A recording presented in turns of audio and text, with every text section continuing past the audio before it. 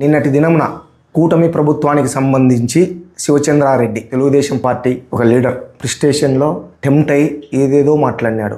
ఆయనకే ఆ సభ్యత ఏమన్నా అనుకో, ఆయనకే వదిలేస్తాడా. ప్రెస్ ముందుకు వచ్చి ఏదైనా పద్ధతి ప్రకారం మాట్లాడితే గౌరవంగా ఉంటుంది. ముఖ్యంగా నేను అడిగేది ఎమ్మెల్యే గారిని, కొండారెడ్డిని. నిన్న మీ శివచంద్రారెడ్డి ప్రెస్ మీట్ పెట్టినాడు. నాకు 11 ఏళ్లకు వచ్చింది అంటున్నాడు.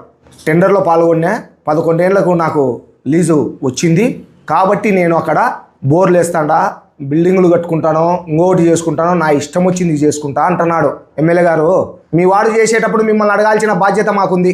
11 ఏళ్లకు టెండర్ పిలిచింది వాస్తవం, ఆయన పాడుకుంది వాస్తవం. ఆయన 1 సంవత్సరం అంటే డిపాజిట్ ఏ రోజైతే పాడుకుంటామో ఆ రోజు డబ్బులు కట్టినది 1,15,900 కట్టింది వాస్తవం. మేమేం కాదనలే.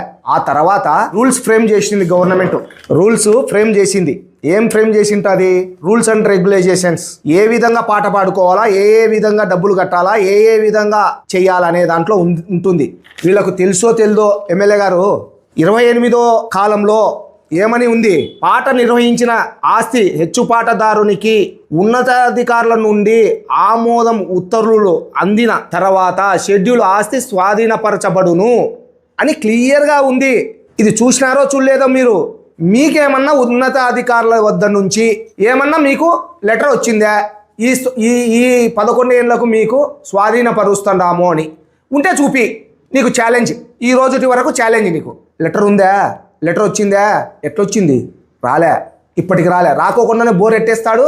ఎట్లా అతను దౌర్జన్యంగా లైన్ లేసి ఎన్ని ఎట్లా చేస్తాడు, ఎట్లా భూమి పూజలు చేస్తాడు? ఇంత క్లియర్గా ఈ రూల్స్లో ఉంటే అంత దౌర్జన్యం మాటలు మళ్ళీ వేరే విధంగా మాట్లాడతాడు. ఆ దాంట్లోకి నేను దౌర్జన్యంగా పోయినాను అంటాడు. నువ్వు దౌర్జన్యంగా నువ్వు భూమి పూజలు చేసుకొని నువ్వంతా చేసి నన్ను దౌర్జన్యపరుని అంటావు. నేను పోతే కేసులుగా పెడతా అంటావు. శివచంద్రారెడ్డి కొడుకు మీద పెట్టాలా?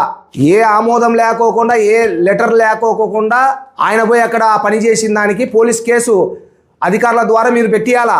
ఎట్లా భూమి పూజ చేస్తావు, ఎట్లా బోర్లు వేస్తావు, ఎట్లా లైన్లు వేస్తావని నీకే బాధం లేకపోతే ఏ అధికారంతో ఆయన అక్కడికి పోయినాడు? నా మీద కేసు కడతా అంటాడు, నా మీద పరువు నష్టం దావా వేస్తా అంటాడు. అయ్యా శివచంద్రారెడ్డి, నీకు ప్రొద్దుటూరులో పరువు అనేది ఉంటే కదా నా మీద నీకు పరువు నష్టం దావా వేయనీకి. నువ్వు టీవీఎస్ వాళ్ళ దగ్గర మజ్జిక్కు లెక్క తెచ్చేది, నీ ఫోటో వేసుకునేది, నువ్వు మజ్జిగ పంచినా అని చెప్పేది. అట్లా కొల్లలుగా మజ్జిగ పంపిణీ కార్యక్రమానికి లక్షల రూపాయలు రాబడతావు, వేల రూపాయలు ఖర్చు పెడతావు, లోపల వేసుకుంటావు. నీదేందో నాది పెద్ద కుటుంబం అంటావు. కానేపల్లెలో నీ కుటుంబం ఏంది తెలుసా? 2 ఎకరాలు నీకు ఉన్నింది, నీకు మీ అన్నకు. కానపల్లెలో పెద్ద కుటుంబం అంటే ఎవరిని అడిగినా చెప్తారు. సాన్రెడ్డిలోనేలో ఒకరున్నారు, వెంకట సుబ్బన్న అనే వాళ్ళు, 2 రెడ్డి గారే. వాళ్ళే పెద్ద కుటుంబాలు ఆడ కానపల్లెలో. మీది ఆడ లేదు, వాళ్ళ కింద ఉన్నారు మీరు. మీది కాదు పెద్ద కుటుంబం.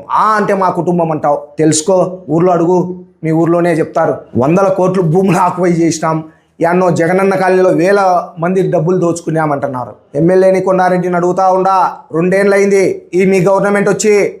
ఎన్ని ప్రజా దర్బార్లు జరిపినావు నీ ఆఫీసులో? ఎవరికైతే అన్యాయం జరిగిందో, ఎవరైతే నష్టపోయినారో, ఎవరైతే మీకు పనులు జరగలేదో ఆఫీసర్ల దగ్గర, దానిపైన ఎమ్మెల్యే గారికి అర్జీ ఇవ్వమని రాష్ట్ర ప్రభుత్వం చెప్పింది. నీ ఆఫీసులో ఎన్ని ప్రజా దర్బార్లు జరిపినావు ఎమ్మెల్యే గారు? నీ ప్రజా దర్బార్లో నా పైన కానీ, మా బావ పైన కానీ, మా కిరణ్ కుమార్ రెడ్డి పైన కానీ ఒక్క అర్జీ వచ్చిందా? మేము భూములు కుంభకోణం చేసినామని, జగనన్న కాలనీలో డబ్బులు దండుకున్నామని వచ్చిందా? వచ్చింటే నువ్వు ఎందుకు పోలీస్ కేసులు పెట్టిలే? ఎందుకు బహిర్గతం చేయలే? చెయ్యి, మీకు దమ్ము ధైర్యం ఉంటే చెయ్యి. ఇట్లా ఉత్త ప్రెస్ మీట్లు పెట్టేది పోయేది. ఎలక్షన్ల ముందర ఇట్టే మాట్లాడినారు మీరు.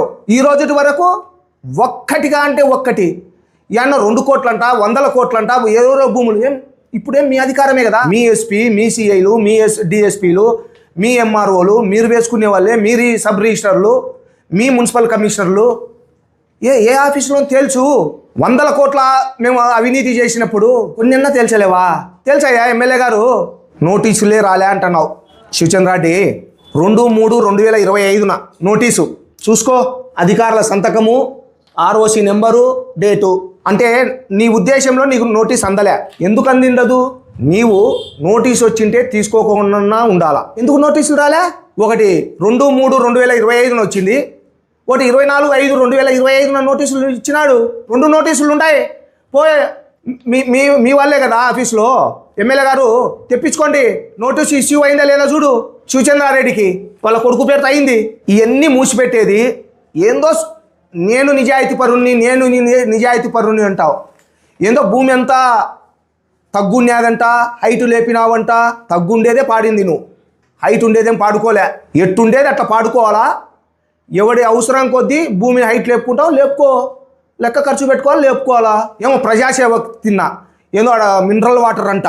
అవును, ఈ 5 ఏళ్ళు సర్పంచ్ ఉన్నావే, ఎప్పుడు మినరల్ వాటరు ఆ కాలనీ అది ఆటో నగర్లో వేసి సప్లై చేయొద్దు? మస్తుగా స్థలం ఉంది ఆటో నగర్లో, యామూట్లో బెచ్చి వద్దన్నారు, ఇన్నే వేయాలనా? ఇవన్నీ డ్రామాలు కాదు.